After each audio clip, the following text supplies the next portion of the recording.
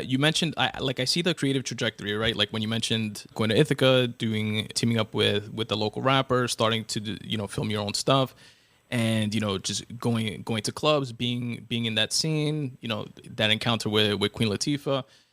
How did and since Pac is like one of my favorite rappers, I wanted to go back to like that experience that you mentioned of shooting the music video with him, the All About You, and because I see that connection there, like from grassroots, starting it yourself and just being in the mix and just building up your reels and stuff like that.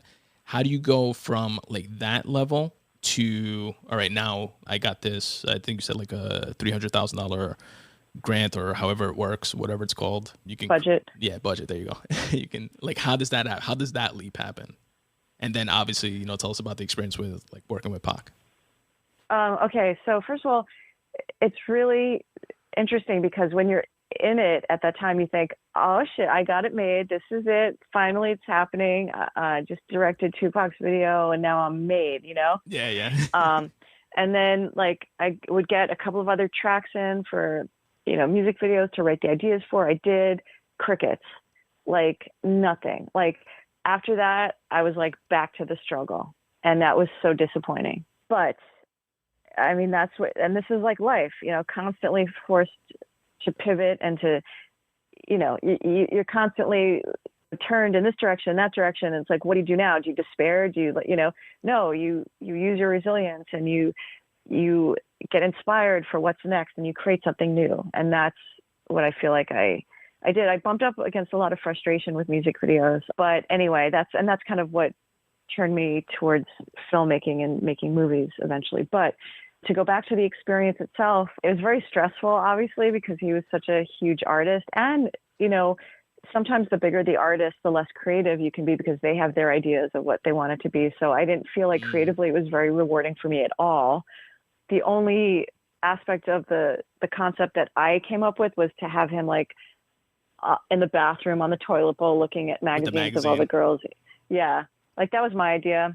Nice. But other than that, there were a few moments when I was like talking to him or hanging out with him on the set, and it was so surreal. And I was like, holy shit, like this is crazy. Like we're just talking to each other like human being to human being. And cool. He was down to earth. He was a human, he like had his insecurities. You could kind of see like certain things like, oh shit, he's human like anyone else.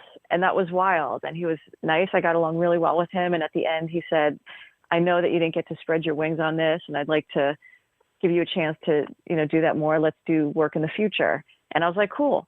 And then he died. Oh, shit. Yeah. Yeah. Wow. That's definitely a dope experience though.